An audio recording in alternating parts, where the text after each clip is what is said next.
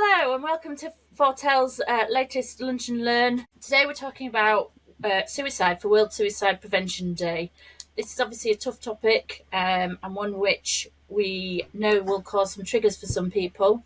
And I do just want to say, if you need support, please do reach out to your workplace EAPs or any other external organisations such as the Samaritans.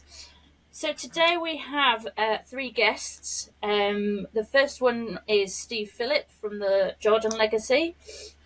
And then we have Hardeep Sanghera from Fortel and Veleta Smith-Carter from Fortel as well. So I just want to let them do a little bit of their own introductions and then we'll move on to the rest of the programme. Steve? Hello, everybody. I'm Steve Phillip. I'm the founder of the Jordan Legacy based in North Yorkshire. We're a community interest company here with a mission to help us move towards a zero suicide society, which is essentially one that is willing and able to do all it can to prevent all preventable suicides. H? Hi, I'm Hardeep Sanghera, but everyone calls me H, and I'm a member of the health and safety team here at Fortel. I'm also a mental health first aider. I joined Fortel back in 2001 as a labourer on site and worked my way up to a supervisor's position and got to work on some great projects. As of 2010, I was asked to join Fortel's growing health and safety team, and since then, never looked back. It's been an interesting journey. Veleta? Hi, so I'm Veleta. I'm the HR and payroll manager for Fortel. So I look after HR and I look after payroll and also the social value side of for Fortel.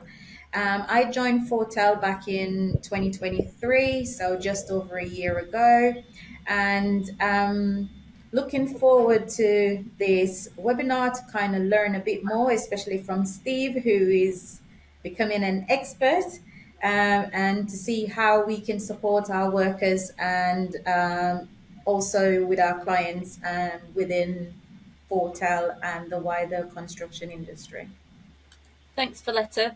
And I'm Sharon Slinger from Constructing Rainbows. I have an equity, diversity and inclusion consultancy, which is focused on the built environment. And I've been working with Fortel now for a number of years, helping to make the industry more inclusive. So yes, today's topic, World Suicide Prevention Day. There is a 2024 theme, which is changing the narrative on suicide, and I'm sure Steve will come on to that in a little bit. But it's about raising the awareness about the importance of changing the narrative around suicide and transforming how we perceive this complex issue. So without further ado, Steve, you're going to give a bit of an intro as to where we're at with suicide in the country and then the work that you do. So Steve, can I hand over to you? Okay. Yes, as Sharon said, the theme for World Suicide Prevention Day this year is changing the narrative on suicide, and we'll refer to some of the stigma, I suppose, that is associated with language that's used around suicide during the short time I have with you today. I think it's important to recognise the impact that suicide has on us as a society and the ripple effect. We know that globally we lose 700,000 people each year to suicide, and 6,000 plus of those are actually in the UK. That's men, women and children. And at the end of 2022 and published in 2023, the NHS let us know that over 1 million young people were referred to child and adolescent mental health care services during that 2022 period. And to put that into context, that is equivalent to the entire population of the city of Birmingham, all attending mental health services in a single year. Suicide is the biggest killer of young people under 35. That's men and women. It's not heart attack, it's not diabetes, it's not cancer, and it's not road traffic accidents. Suicide is the biggest killer of people in that age category. In 2019, on December the 3rd, I'd spent some time working in my consultancy role with an organisation in Solihull. And I'd arrived at my hotel the night before and had a WhatsApp exchange with my son, Jordan. I'd just driven some 200 miles to get to my destination. We were due to have a phone call, but I sent him a WhatsApp message. You can see from the screen the conversation where I messaged Jordan and said, "Hi, George, sorry it's a bit late. Just arrived at my hotel at Solihull via Newcastle today. Have a quick change, go downstairs for a bite to eat. How are you doing? Would you like a catch up when I get back to my room?" Now, Jordan replied, "Hi, Dad, that's okay, don't worry about it. It sounds like you've had a long journey. I'm pretty tired, to be honest. Woke up at 2 a.m. and didn't get back to sleep. Is it okay if we catch up at another time? I'm just going to have some chill time and get an early night." A very normal interaction and exchange between father and son on December the 3rd of 2019. What I wasn't to know was that that would be my last exchange with Jordan. The following day at his home in Horsforth, just outside Leeds, Jordan took his own life. Now, Jordan, probably like many people of his age group, he was 34 when he took his own life, was a good-looking lad, over 6 feet tall. He had a loving family, despite his mother and I having separated and divorced some years earlier, back in 2005. In fact, we maintained a good relationship.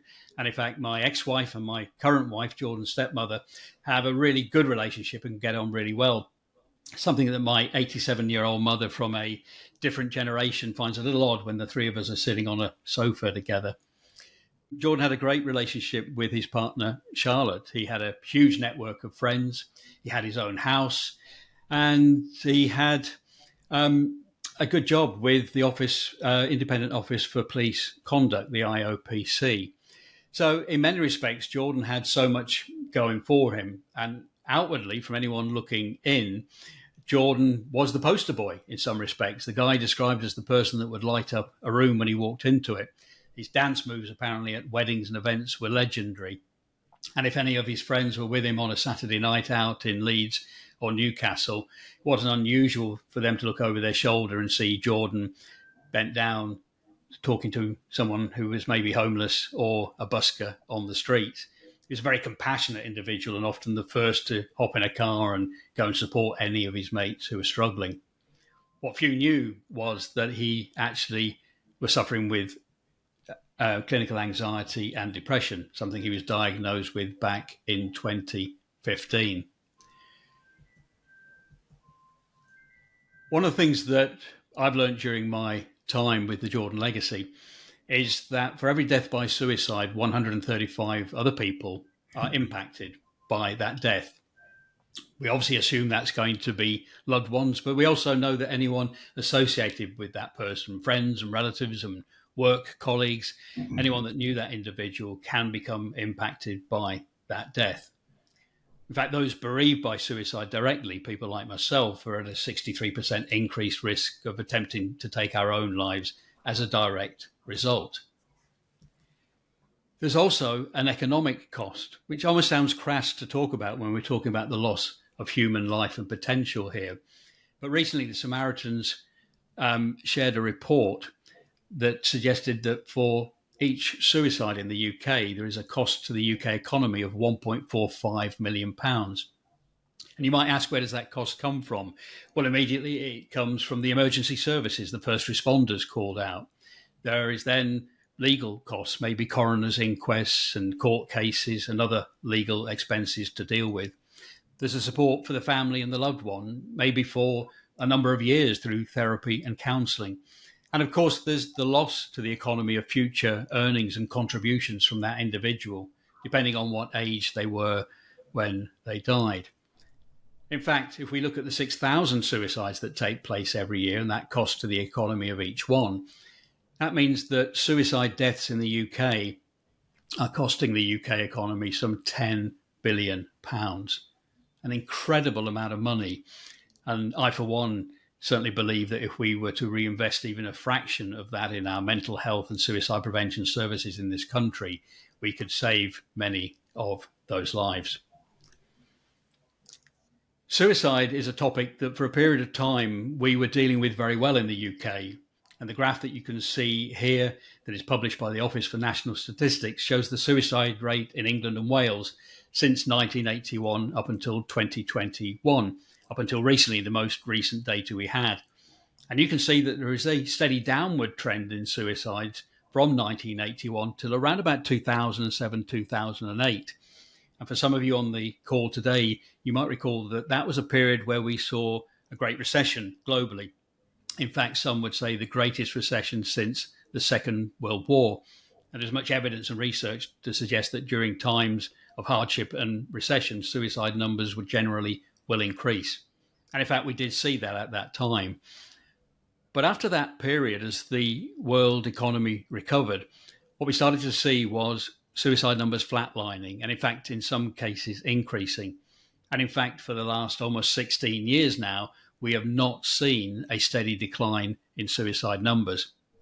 Very recently, in fact, in April this year, the Samaritans published another report that indicated that we've seen a 6% increase in suicides during the period of 2022 to 2023.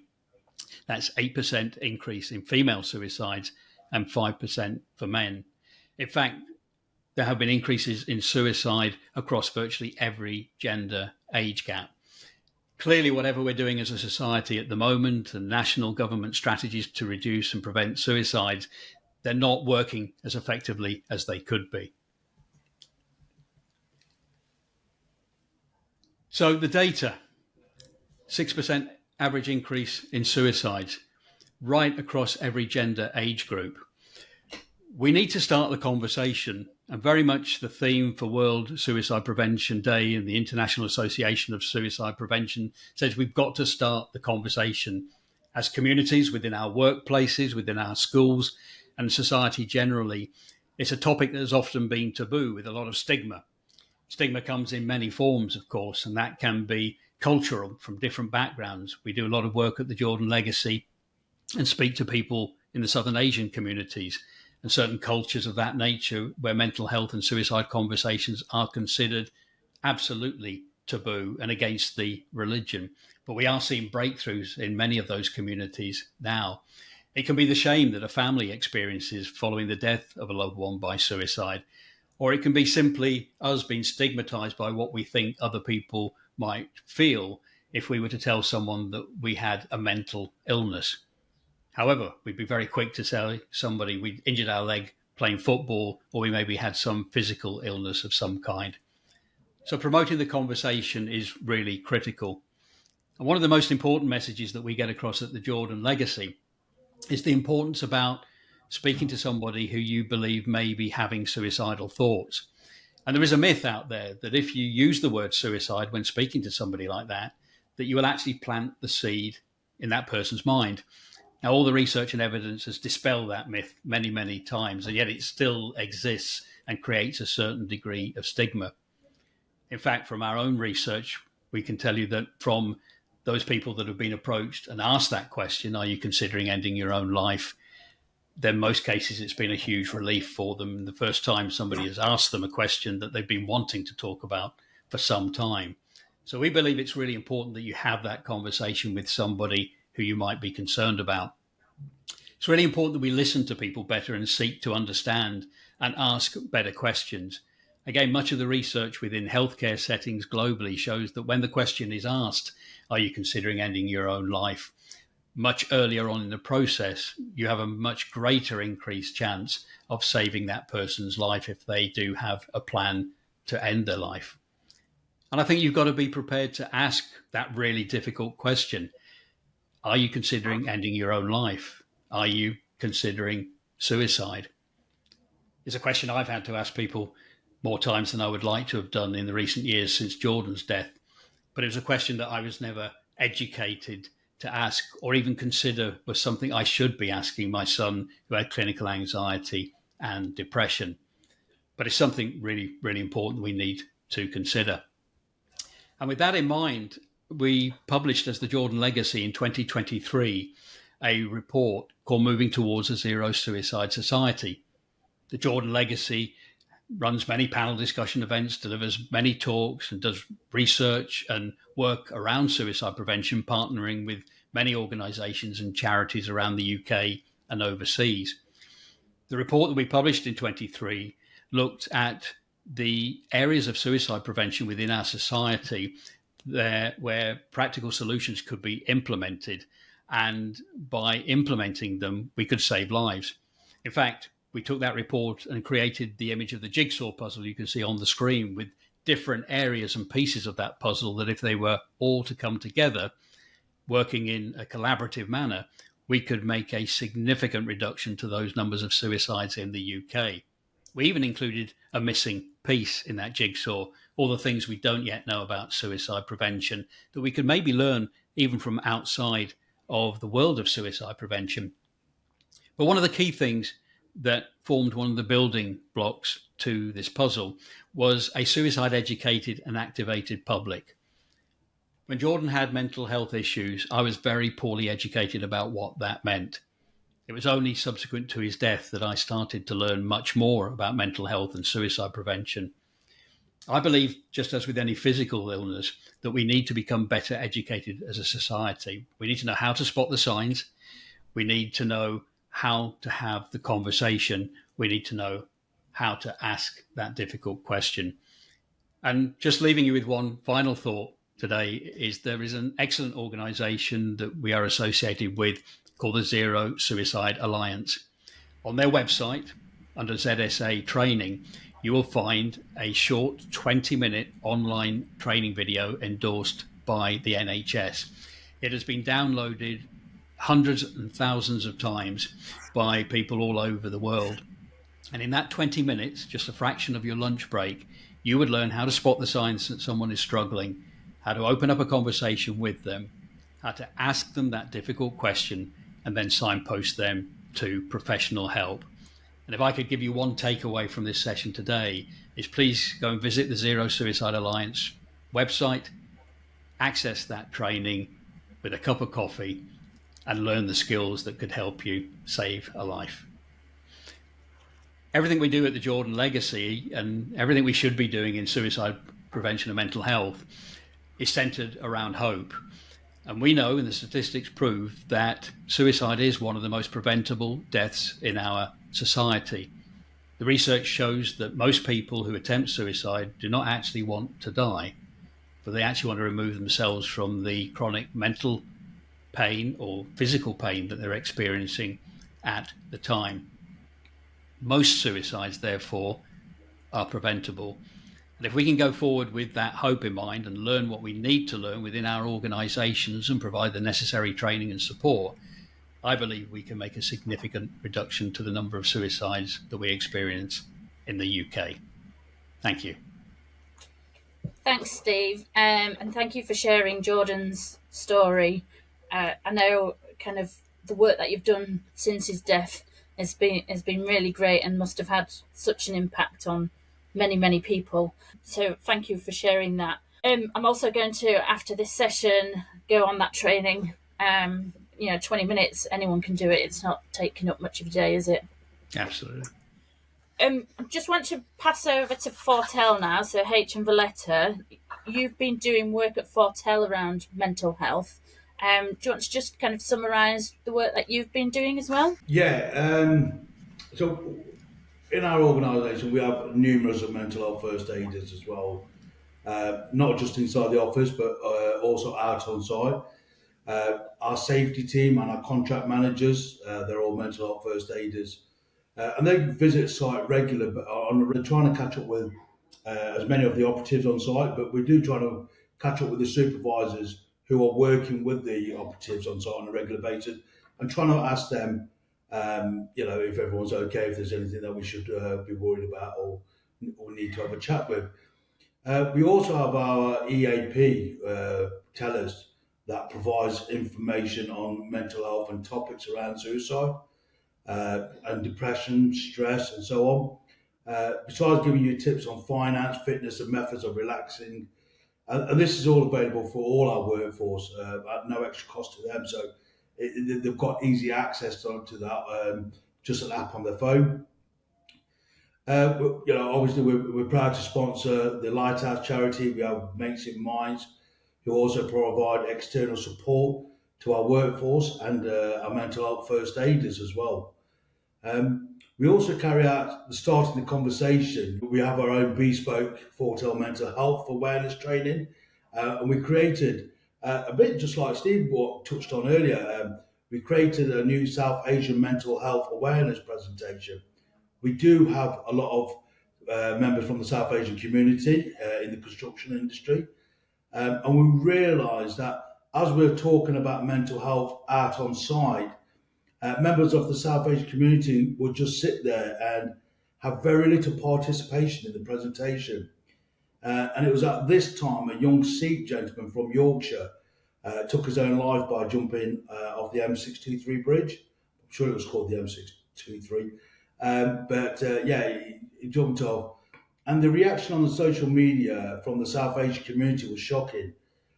So I did reach out to his family members and asked if we can make a little presentation, what we can show out to members of the South Asian community and on our construction sites and talk about mental health.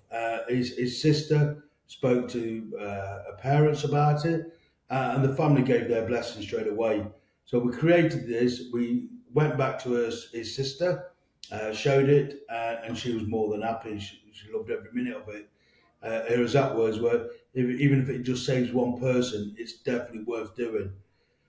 We first presented that at a Skanska forum at Silverstone, and the reaction from the Skanska senior management was surprising, that they never knew or were not aware of the mental health difference through communities and cultures was so far apart. And from there, we just presented that to various projects up and down the country.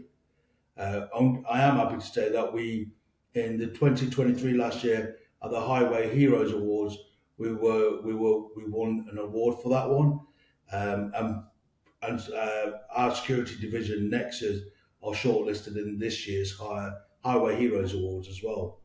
So we just keep on going out there and trying to just talk about it really. Right. So, follow on from what H have said, there's another thing that we also do. We also provide some of our workers with suicide awareness training, so they can drum up that conversation and also spot those signs as well. It's also making sure that our policies and procedures are in place to ensure that staff don't overwork and they've got a work-life balance as well. It's also in terms of that support, it's also at induction stage, is making sure that they're aware of all the support that's out there for them, whether it's internal or external. And also all our workers document, and on our platforms, we provide them with all the support on there, so they can log into their Fortel platform and they can see where they can find the support, whether it's internal or external. Super, thank you for sharing that. I do know Fortel have been doing a lot on this topic, and it's interesting what you raised there, Veleta, about the work-life balance. I think within construction we have a really high suicide rate. I think it might be the highest, but some of that is potentially because we do work away from home a lot. We do really long hours, and you're away from your loved ones for a big, lots of period of time, and having that support around you is so important.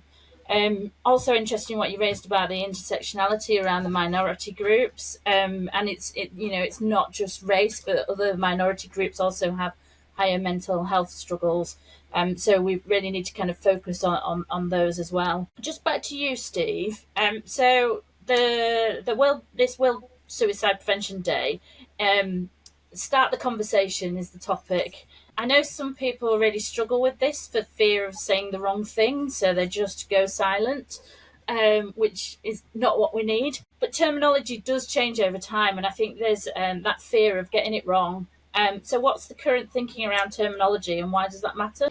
Yeah, that's a great question, Sharon. And I think the first thing to say is that it's really difficult to get it wrong. And, any conversation is an important conversation. And so much of that conversation is about listening anyway. And so I think that's the first thing to say. It is very difficult to get it wrong. But I think where you're going with this is probably around some of the language that we're using around suicide and how that for some people can be quite triggering language. So I was somebody probably like everybody on this call. I grew up with a terminology where we use the term commit suicide as one example. And I used that. I was still using that after Jordan had died. And it was only through some of the conversations I had and somebody kind of pulled me up on it very nicely when I used the word commit. And I didn't really understand what the issue was. But it was at that time that although I knew that suicide was no longer an illegal act in the UK, I wasn't aware that it was only outlawed in 1961. So they removed that element. It was no longer illegal or a crime to attempt to take your own life. The term commit, of course, was used because of that legal implication for many decades and centuries, really, in much the same way as we use commit murder and commit a crime of any kind. But what we learned was that particularly people who are bereaved by suicide have found that term really, really difficult because there is that inference by using the word commit that it was an illegal act, which adds further shame and further stigma to how they feel. So the Samaritans have been particularly good with their guidelines. They have an excellent media guidelines available from their website. But terms now that have kind of taken shape and increasingly are being used are that person died by suicide, or they took their own life, or they ended their own life, removing the word commit. That said, you're going to hear it from journalists still. You're going to hear it on TV dramas, even newly created ones. And we're going to hear it from people working in the healthcare professions as well. This is an education piece. And I think it's really important that if someone uses the phrase that those of us that have this knowledge don't suddenly leap in and go, oh, you can't say that, because that creates an issue. I think it is all about being kind. It's about educating. It's about explaining why that terminology now is being considered as outdated, but what should it be replaced with? Yeah, thanks for that, Steve. And it's interesting. We were very much talking from a UK perspective, but there was something in the news in the Middle East the other week about somebody who'd been arrested for allegedly trying to take her own life. And so around the world, it's still kind of an illegal act in some places, which to me is just bonkers. Yeah, I've lost track of the number of countries where it's still illegal. I think it's somewhere about 20 or 30 from what I know, where it's still a criminal act to attempt to take your own life. Yeah, it's incredible, isn't it? So, on the topic of starting a conversation, we are seeing it more and more in public life. I know last month, Graham Thorpe, it came out that he'd taken his own life, and his wife and daughter decided that the right thing to do was to start a conversation around this. Now, H, I know that you've talked openly about your struggles around mental health. Are you okay to share a bit of your story on here about why and why you decided to open up about it? Yeah. So, little background as well. So, my background prior to coming into the construction industry, I used to be a publican. So I owned a pub for about 19 years or so. And obviously, alcohol was a big part of my life. But alcohol's always has been a big part of my life prior to the pub trade as well. So it started going back from when my dad, he's the oldest of his friends and family. So if anyone had any problems or required advice or anything, they'll come round to our house. They'll sit down with my dad, and once they've sorted it out, no matter what time or day it is, they'll crack open a bottle of whiskey. So me growing up around alcohol and everything, I just thought it was a norm. So I left home at the age of 12 after getting into some little bit of bother here and there, and started living with my auntie for 3 years. And then after that, I moved in with my brother, my oldest brother, for about a year or so. And then I started drinking properly at the age of 15. I was visiting pubs, going nightclubs, drinking bottles of beer and Bacardi. And then, after with alcohol all around me all my life, I decided to go and buy a pub as well. and the alcohol just got worse. It was bottles of spirits every night, dabbling into some drugs and everything. So I've not just gone from alcohol, got into the drug side of it now. But fast forward a few years, I eventually sold the pub after 9, 10 years. But the alcohol still followed me, and I was still drinking most days. And through all the alcohol, I was just getting depressed. I was falling out with family and friends. I was not myself. So both my older brothers, they were heavy drinkers as well. I'm the youngest, and none of us noticed because we've just had alcohol around us all our life. We've not had it no other way. So it was a big thing in our household. And then 17 years ago, my middle brother passed away at the age of 38 due to a liver failure through alcohol. So I turned to more alcohol. Just when you think you couldn't get any more alcohol, I could. And that's when I really started having suicide thoughts. And I would take risks, driving fast behind HGV wagons on the motorway, hoping that they would brake suddenly, and I'll go into the rear of the lorry, get crushed, and die. Really, standing on top of high buildings while I was on construction sites while I was working, thinking of taking that final step, but never having the courage to finally take that step. So I just carried on drinking, hoping to go the same way my brother did. And I was then getting more depressed, crying for no reasons, sitting at home in a dark room, just crying while my wife was at work. And then before she come, just wash my face and everything, so making out she didn't know. And then eventually I built enough courage to talk to my wife about it all. And we realised I never really mourned the death of my brother and built up a lot of guilt inside of me. Um, so, I mean, which is now, we've changed it a bit. So we always talk more now about a day, what we're feeling. And I finally broke them barriers down where I thought men don't cry. Us men don't talk about our feelings. And the biggest one for me was learning to accept that I cannot control everything, and life goes on, and I need to look forward and not in the rear view mirror because it's a rear view mirror for a reason, and that's the past, and in front of me is the future. It's great having memories, but you can't let the past stop you from moving forward. I thought so. My oldest brother passed away on May the 3rd this year. Um, 6 weeks before his 60th birthday. And my wife, she started looking at me, thinking if I was going to hit the bottle. Um, Trust me, it was. I'm not going to lie, it came close at times when I was sorting out his funeral arrangements and everything. But I really didn't want to go back to the old me. But I'm happy to say I never did. But yeah, I did have the odd vodka in the evenings when the days were getting tough.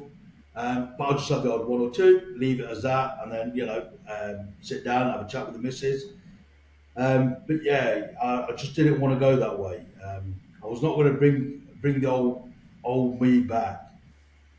Um, but yeah, it was not going to bring him back. I realised no matter how much vodka or alcohol I drink, and I've got to realise he's gone now. He's passed away. It is what it is. Life goes on. I try not to let anything bring me down now. It's anything in life. If the car breaks down, yeah, we'll just get it sorted. If we're on holiday, the plane's delayed, where the wife will start moaning about it, I just realise, yeah, it is what it is. The plane's delayed. We can't do nothing. We can't start stressing about it. They're not going to fix it any better or any quicker. So, I've just got to carry on with it and realise it is what it is now. So that's the only story, really. Thanks, H. Thanks for sharing that. And you can see how hard it hits you, and family deaths and things, it's hard, it's really hard. I think what's really interesting is, you say you don't let anything bother you anymore, and you do come across as an individual that's so bubbly and lively and out there, and but actually that's, as Steve mentioned around Jordan, you just can't tell with some people what's going on in the background. And you also talk about courage a lot in what you just said, and I think the biggest, bravest thing that you've done is not stepping forwards off the top of that building, and actually reaching out to your wife, and then actually taking that and talking to people on sites about it. You're kind of giving people that opportunity to have that conversation, which is really great. Um, Valletta, you obviously know H quite well. So, how do you think him talking about his suicide attempt helped your own understanding of suicide? Um, Firstly, I must say I've got to know H. I think I could say pretty well now over the last year, and I'm truly sorry to hear that H has actually gone through such a difficult time. Knowing the type of person he is today, I'm thankful that he's now feel comfortable to kind of talk about the struggles that he's actually been through, especially so publicly. But in terms of H sharing his story with us, for me, it gives me a kind of little bit more understanding around the fact that sometimes you can see someone and you don't really know what they're going through. And it's, as Steve says, starting that conversation, because by opening up with his wife, he was able to take the first step. So it's how do we get people to kind of start talk about what they're going through, and kind of have a culture where people feel like they can talk about it, especially in the construction industry, where it's kind of like a macho environment where basically it's a taboo kind of thing to talk about your feelings, especially being so dominated by men. Sometimes they don't always want to talk about it because they don't want people to feel that they are weak. And I feel that listening to H, I didn't hear any weakness in there. I just felt that he came out of it strong, and especially now looking at H and all the work that he's doing to kind of educate our workers and our clients on mental health, and especially in the South Asian community, the Black community, all the minority community, which we all know that is a bit domineering, especially in the construction industry. So I feel that within Fortel, I have a part to play in making sure that our workers feel safe and are supported. And that will be kind of leading on to making sure our managers and supervisors have got the right support they need to be able to support their workers when they go on site, and to be able to spot those warning signs and be able to talk about it with those staff openly, without the fear of saying the wrong thing. Because listening to Steve and H and thinking about it myself, even being in HR, sometimes with the changing environment and the changing of the world these days, sometimes you feel that sometimes you might say something and it's the wrong thing. And I feel that, especially with suicide, thinking about coming on and doing this webinar, I was thinking, what are the right words to say? It's kind of like what Steve says about commit suicide. I know I've always used that word until the other day when Steve kind of educated me on that as well. So starting to think about it, I feel that it's all about educating and making sure people understand that it's not a taboo subject to talk about. It's something that we need to talk about to be able to support others who are silently going through it, and start that conversation basically.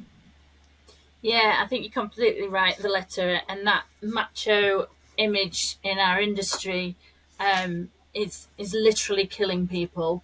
and we need to kind of move on from that. And I know a lot of organisations have started to realise that. We've had a big focus on health and safety over the last 20, 30 years, but actually our biggest killer is suicide, and so we really need to be doing more on that. Changing the angle slightly, in the report that you talked about, Steve, the moving towards zero suicide society, one of the conclusions was looking at the design of the built environment. Obviously, there's going to be people watching this who are designers. So are there any examples of the kind of things that designers should be considering? Yes, thanks, Sharon. It's designing out suicide. Just to explain the background, it's the terminology that we've used and used in the report. It was initially a concept that was taking a design and thinking approach, kind of an engineering approach to all the steps that lead up to someone taking their own life. And what happened when this first came out some years ago was it was really taken on board by the construction and the built environment, particularly because of the term design out suicide. And what we really talk about is designing in suicide prevention measures. And I know from many of the architects and people in construction that I've spoken to, that takes a number of forms. I heard Veleta mention processes and systems. That's a really important part of how we deal with everything from disciplinary issues to people not performing well at work, or safety issues. How are those handled and dealt with in a kind and sensitive safeguarding way? So designing, it takes all kinds of forms, but specifically when we talk about design and architects, we start to think of structures, particularly outdoor structures, such as buildings and bridges and all these kind of things. And I think what a lot of the challenges that architects have told me they have is this balance between creating something that aesthetically looks pleasing.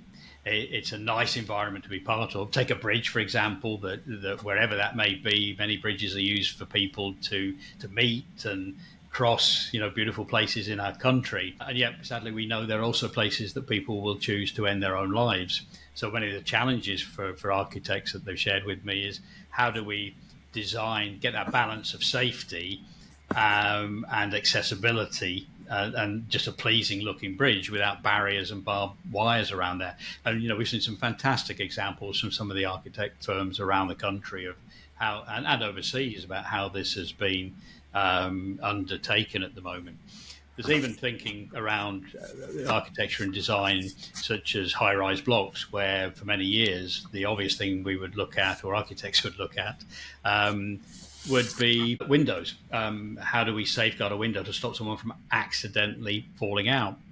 Now the thinking is, how do we set a window catch and latch to stop people deliberately climbing out? So the thinking has had to change in many respects there. We know there are many places where people might choose, sadly, to end their own lives, and around the design of shopping centres and atriums and the 3 or 4 story shopping centres we see now. I know of just very recently a suicide death in Yorkshire at a shopping centre. Well, it was a business centre really, with an atrium there where the person jumped from the top and took their own life. Now, not only is that an absolute tragedy for that individual and their family, but all the people that were sitting there having their coffee or working in the offices at the time that had to experience that, is horrendous. So I think continually it's about looking at a built structure from the point of view of health and safety typically and design,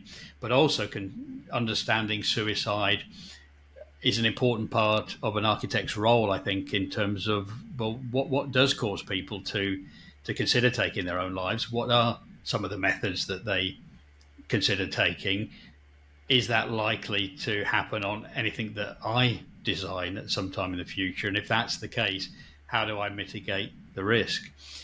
And it's not just structures as well. It's kind of leading up to structures, so that lighting around bridges and known hotspots, so that people are less likely, because often they'll do this in quite some secrecy so they don't get seen. But if we start to clear trees and areas around and bushes around access to a bridge, for example, and put lighting up, there are fantastic apps that are available now that can detect motion and things like that on buildings, but just the design in the lead up to potential areas where people might take their lives.